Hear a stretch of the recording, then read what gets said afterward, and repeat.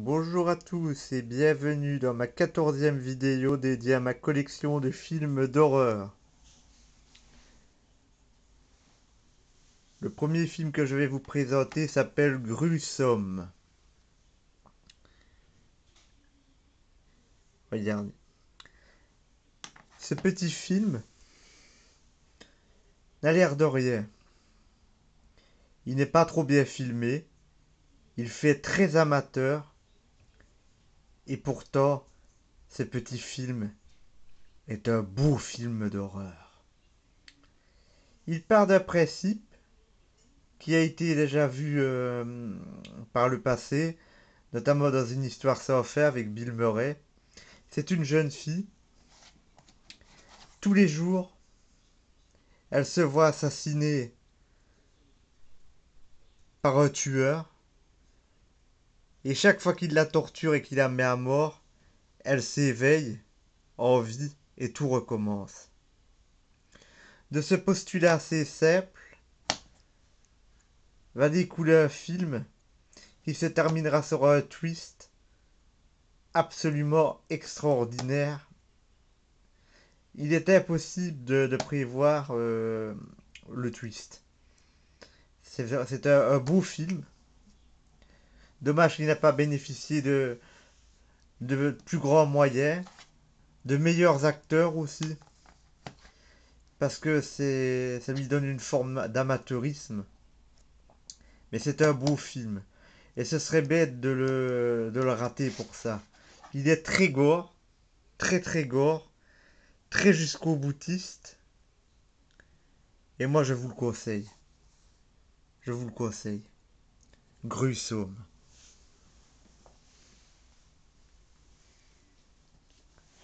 Le second film, Face aux démons, a été pour moi aussi une très bonne surprise. C'est un petit film sans prétention, mais qui est excellent pour ceux qui s'intéressent à la sorcellerie, au satanisme et aux films liés aux démons, aux sorcières et compagnie. Le pitch, c'est un professeur, un rationaliste, qui passe sa vie à démonter les phénomènes paranormaux.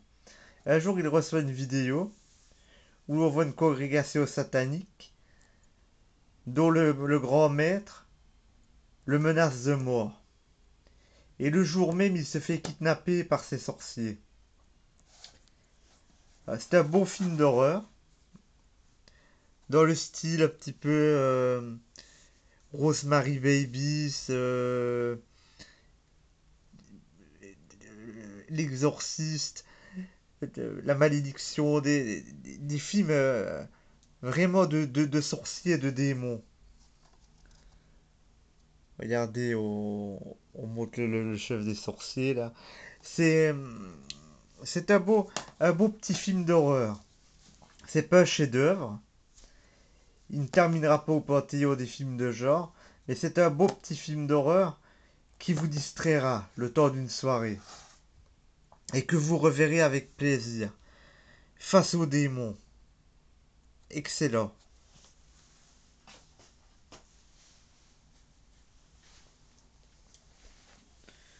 Le suivant, Thora Birch, Train. Une cruauté insoutenable, le meilleur torture porn depuis Hostel. Ça, c'est pas vraiment la réalité, hein, mais le film est bon. Le film est bon, sur certains points, il est mauvais sur d'autres. Le film est beau car il est très glauque. C'est l'histoire d'étudiants qui ratent le dernier train pour aller dans une région des pays de l'Est et ils prennent un train privé et dans ce train, ils vont se faire attraper, torturer, démembrer pour une sombre histoire de trafic d'organes. Le film est gore, il est stressant, mais il manque un petit peu de sens. Euh, que des docteurs fassent un trafic d'organes et que pour ce trafic d'organes, ils engagent des bourreaux qui arrachent les organes à main nue ou à coups de couteau avec des crocs de boucher, c'est pas très très réaliste. Et c'est ça qui plaît en défaveur du film. Sinon, c'est un beau divertissement. C'est un petit film qui, bien gore, qui tient à ses promesses. Mais il ne faut pas y chercher beaucoup de profondeur scénaristique, ni beaucoup de logique. Faut regarder ça comme un simple divertissement. Tora Birch, Train.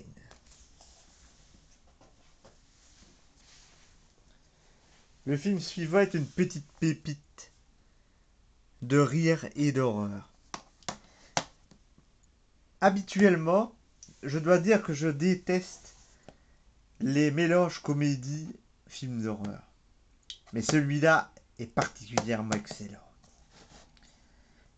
Jack Brooks, tueur de monstres, avec Robert Englund. Ce film est excellent. Il est drôle, il est gore, il est dégueulasse. C'est un très beau film. Un mélange d'H.P. Lovecraft et de Brandit. L'histoire, c'est Jack Brooks. Quand il était gamin, il a vu ses parents se faire massacrer par un monstre. Et depuis, il est devenu un adulte ayant des problèmes dans la gestion de sa colère et de sa violence. Il suit des cours du soir avec Robert Englund. Il va se faire engager comme plombier par Englund et va découvrir dans le jardin de ce dernier une boîte contenant un grimoire, je pense. Englund va la déterrer et il va se faire posséder par une entité monstrueuse. Et le lendemain en classe, ça va être un carnage et Brooks va combattre tous ces monstres grâce à sa violence et dans son esprit de vengeance par rapport à ce qui est arrivé à ses parents. C'est bien, c'est cool, c'est décomplexé.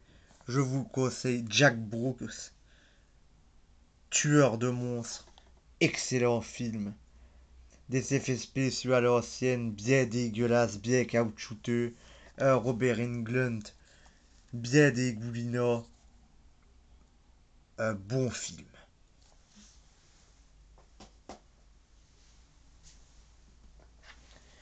Le suivant est un classique de Brian Yuzna, Society. C'est pas un super film, mais il est agréable à regarder quand même. C'est mal tourné, c'est tourné comme un téléfilm, mais l'histoire est suffisamment originale pour intéresser. Le héros découvre que ses parents sont des partouzeurs qui appartiennent à une société secrète dans, la, dans laquelle sont présents tous les nantis de la ville. Une société secrète basée sur la sexualité et les partouzes. Il y a toute une série de meurtres, toute une série de rebondissements pour aboutir à une scène dantesque qui est l'intérêt du film. C'est la grande partouze finale, le sabbat, pendant lequel tous les nantis se fondent ensemble dans un amas de chair. Ça fait penser assez aux œuvres de Clive Barker, un peu à du Cronenberg. L'œuvre de Yusna est un petit peu en dents de scie, mais celui-là n'est pas mauvais. À voir.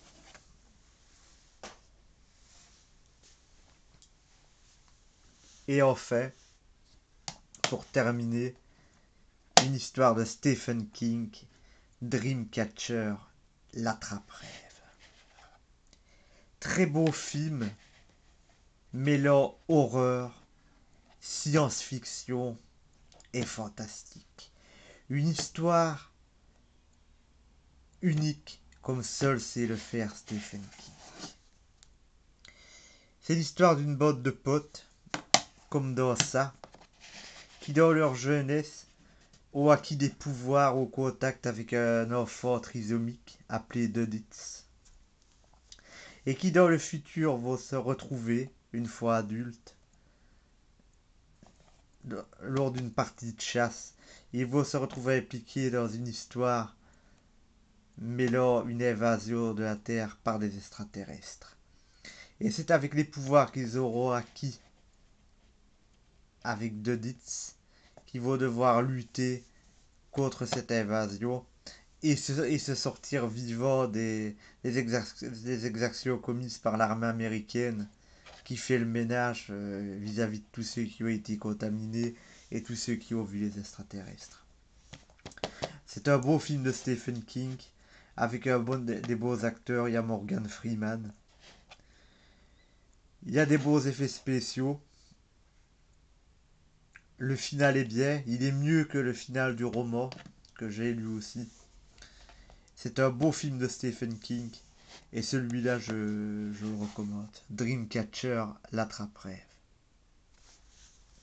Je vous remercie de votre attention et vous invite dans ma prochaine vidéo consacrée à ma collection de films d'horreur.